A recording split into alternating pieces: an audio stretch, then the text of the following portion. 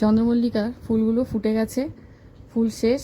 এখন এই গাছগুলোকে আমাকে রেখে দিতে হবে আগের বছরের জন্য, যাতে আমি এখান থেকে অনেক চারা পেয়ে যাই। আর এই গাছগুলো আমি আগের বছরের জন্য যদি ভালো করে রাখতে চাই তাহলে কিন্তু আমাকে একটু যত্ন করতে হবে। যেহেতু এটা শীতের গাছ, তাই জন্য খুব চড়া রোদে একে রাখা যাবে না, হালকা আলোয় রাখতে হবে। আর এই দেখুন কেটে দিয়েছি আমি 1 ইঞ্চি করে রেখে, সেখান থেকে কিন্তু নতুন ছোট ছোট চারা তৈরি হয়ে গেছে।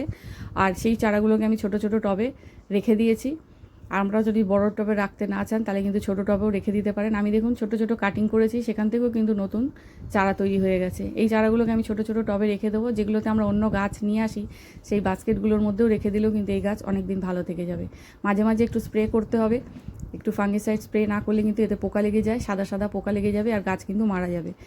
আর এগুলোকে একটু ছাওয়া জায়গায় রাখতে হবে, অতিরিক্ত জল দেওয়া যাবে না, একদম কম জল দিতে হবে, হালকা আলো হালকা ছাওয়া যেখানে সেখানে রেখে দিতে হবে। তাহলে কিন্তু আমরা এই গাছগুলোকে বাঁচিয়ে রাখতে পারবো আগের বছর এখান থেকে ফুল নেওয়ার জন্য আর নতুন চারা